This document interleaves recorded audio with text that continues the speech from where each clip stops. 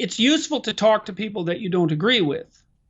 And it's useful for a variety of reasons. And one is that a lot of what determines your political orientation is biological temperament, far more than people realize. So, for example, left-leaning people, liberals, let's say, liberals are high in a trait called openness, which is one of the big 5 personality traits. And it's associated with interest in abstraction and interest in aesthetics. It's the best predictor of liberal political leaning.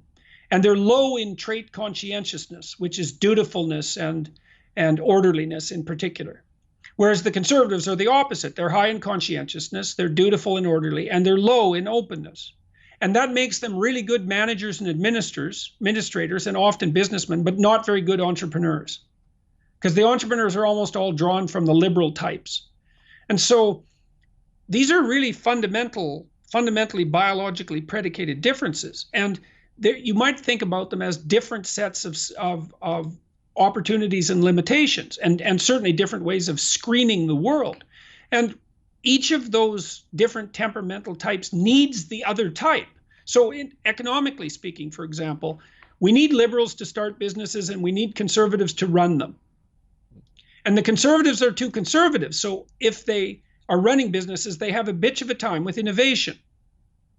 Whereas the liberals are really good at generating new ideas and moving laterally, but they're not very good at the level of detail and implementation.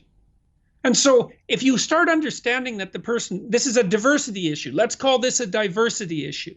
If you start understanding that the person that you're talking to who doesn't share your political views isn't stupid, that's the first thing, necessarily. They might be, but so might you be. Differences in intelligence are not the prime determinant of differences in political belief. All right, so you might be talking to someone who's more conscientious and less creative than you if you happen to be a liberal. But that doesn't mean that that person's perspective is not valid, and it doesn't mean that they wouldn't outperform you in some domains, because they would. So one thing to remember is people actually do see the world differently. It's not merely that they're possessed of ill-informed opinions. So you have to, first of all, stretch out your hand and say, look, like I get that you see the world differently than me. And I also understand that there's a place for you and a place for me, even though that isn't the same place. And then it's necessary to also remember that, well, do you want to talk to people or do you want to fight with them? Because fighting is not pleasant and it goes very dark places very, very rapidly.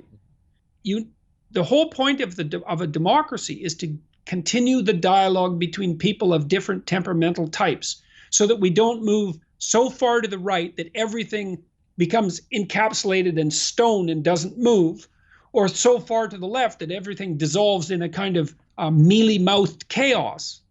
And the only way that you can navigate between those two shoals is through discussion, which is why free speech is such an important value. It's the thing that keeps the temperamental types from being at each other's throats. Just like in a marriage, because there's differences in a marriage. If you can't talk, you're either subservient or you fight.